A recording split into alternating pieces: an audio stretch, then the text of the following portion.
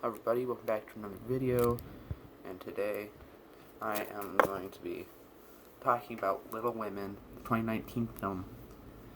It came out to theaters Christmas 2019, came out to Blu-ray not too long ago.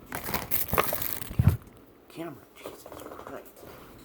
So yeah, it's a pretty new release, so that kind of makes sense, because, it was up for Best Picture for the 2020 season, so of course it's a recent film. But it's really good. It's a really good film.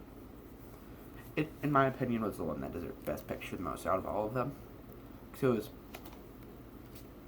it was something else.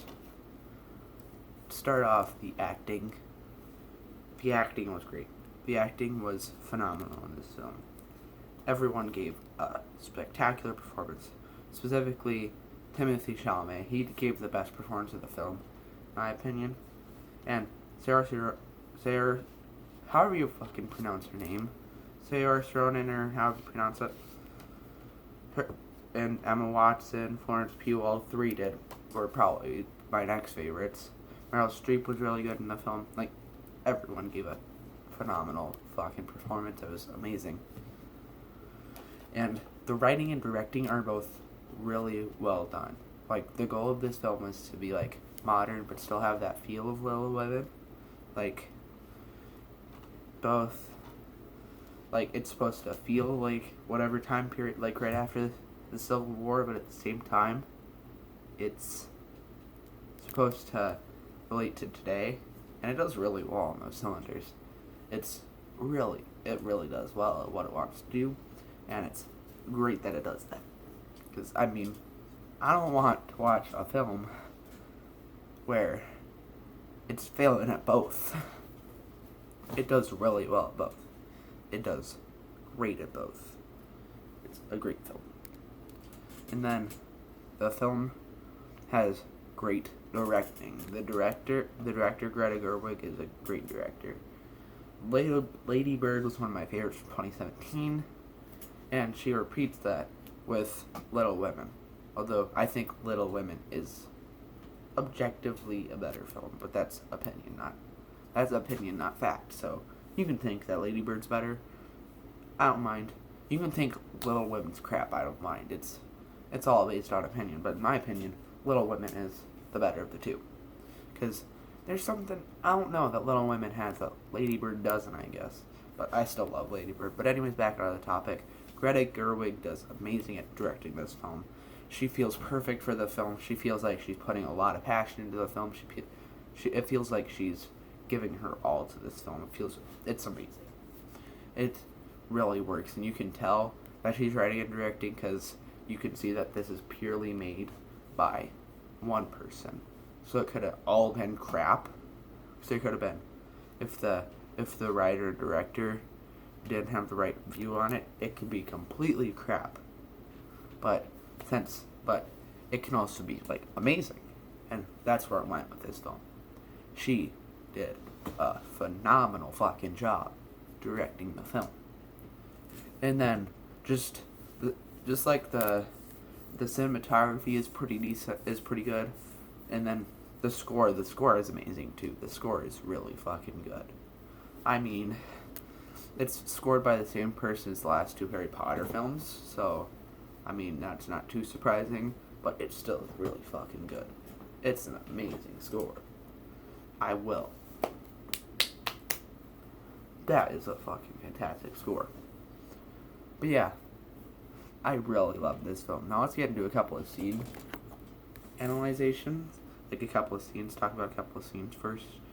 Like, my favorite scene was, there are so many good scenes, I don't know what to choose. There's the scene where Meg, the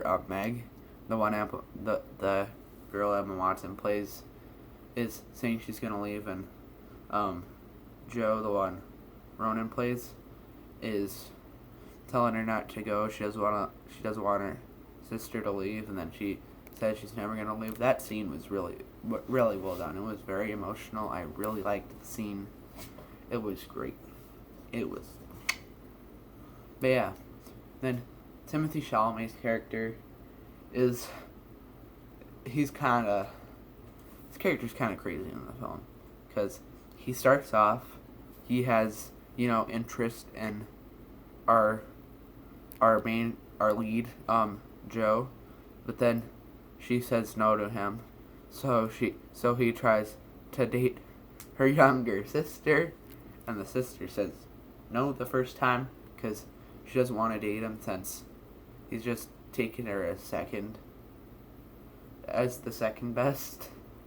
And then he tries to get Joe again, and she says no again. So he's sad. So then he goes and he asks the sister again. And she says yes. I love that. And then Joe comes back because she likes him now, and he's like, "Oh, well, too late. I'm already married now. Go suck it." It's a fuck. Well, he doesn't say suck it because he feels really bad, but it's really good, and it actually made me cry too. So, because I'm laughing doesn't mean I thought the scene wasn't really well done for emotions. It's just the way I'm describing it is making me laugh, because I'm kind of taking it overboard in a lot of ways. But yeah, and then another scene